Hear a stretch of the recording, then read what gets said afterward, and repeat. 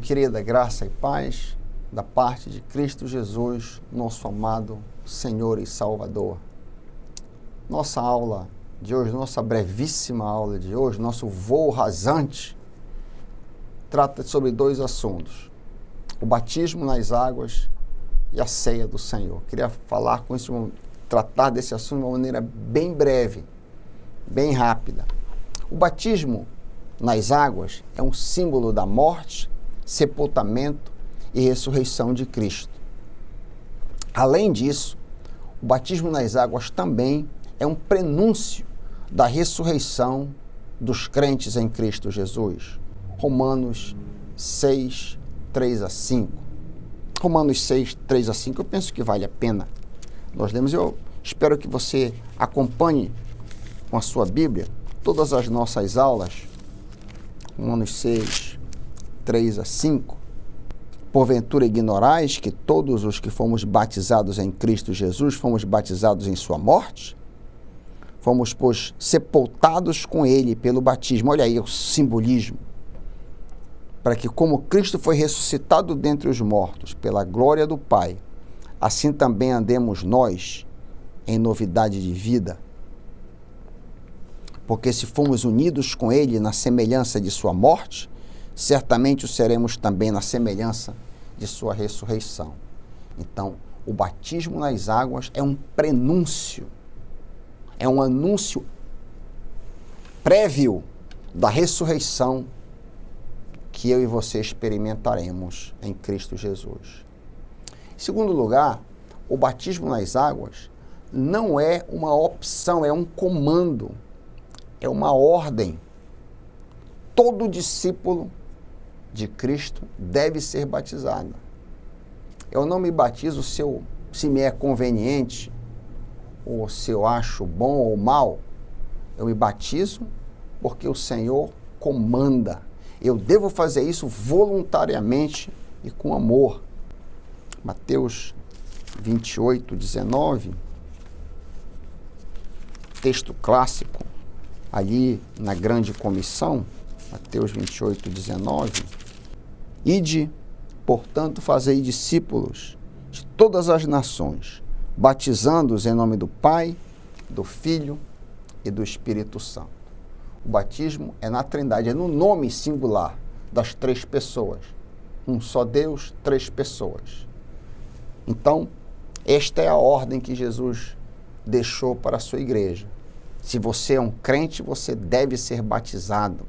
Existe uma tensão histórica com relação à maneira de se batizar.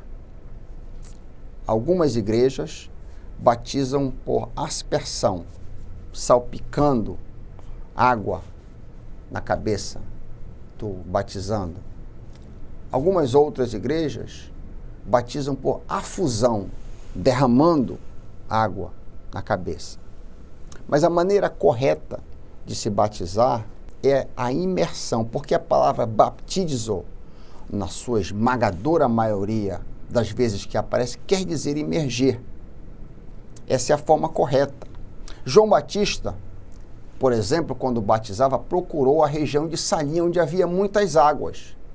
Se o batismo fosse por aspersão ou afusão, não haveria necessidade de muitas águas. Isso aponta para a imersão, como a palavra grega baptizo quer dizer. Por sinal, infelizmente, nas nossas Bíblias, a palavra foi transliterada, ao invés de ser traduzida. Se a palavra tivesse sido traduzida, todo aquele que crer e for imerso, ao invés de batizado, esta celeuma, esta disputa quanto ao modo de batizar não teria existido. Isso é apenas uma pincelada muito rápida quanto ao batismo. Queria falar um pouquinho sobre a ceia do Senhor, que é a outra ordenança que foi nos deixada. Na ceia do Senhor, o corpo de Cristo é representado no pão, Mateus 26, 26. E o sangue de Cristo representado no vinho, Mateus 26, 27 a 28. O comando para a ceia é um comando memorial, 1 Coríntios, por sinal, é um texto que lida muito com essa questão, 1 Coríntios 11, 24, parte final. Fazei isto em memória de mim. Também a ceia do Senhor é um anúncio escatológico, 1 Coríntios 1, 26. Porque todas as vezes que comerdes este pão e beberdes o cálice, anunciais, pregais, proclamais a morte do Senhor até que ele venha. Então é um anúncio escatológico todas as vezes que celebramos a mesa do Senhor.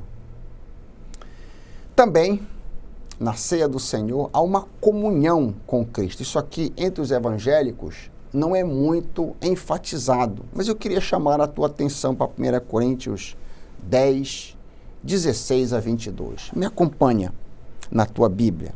1 Coríntios 10, 16 a 22.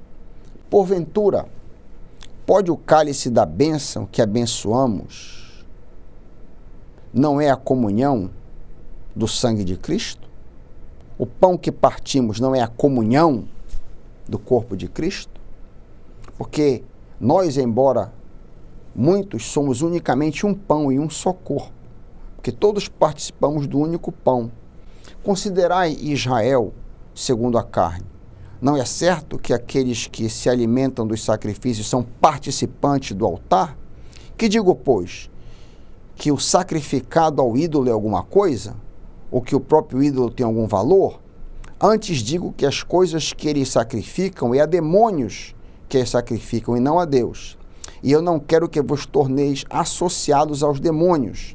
Não podeis beber o cálice do Senhor e o cálice dos demônios. Não podeis ser participantes da mesa do Senhor e da mesa dos demônios? Ou provocaremos zelo no Senhor?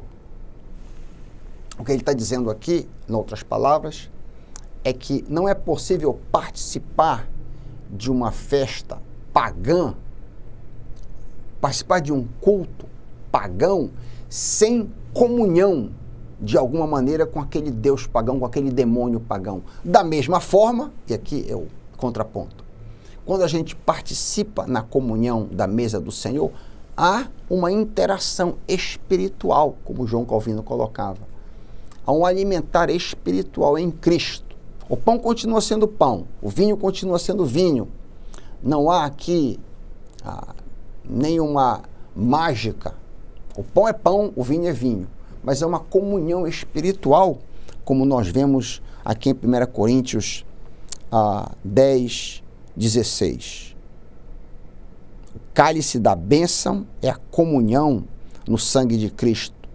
E o pão que partimos é a comunhão no corpo de Cristo. E por último, nós não devemos abusar desta comunhão. 1 Coríntios 11, 27 a 32. 1 Coríntios 11, 27 a 32. Aquele que comer o pão ou beber o cálice do Senhor indignamente será réu do corpo e do sangue do Senhor.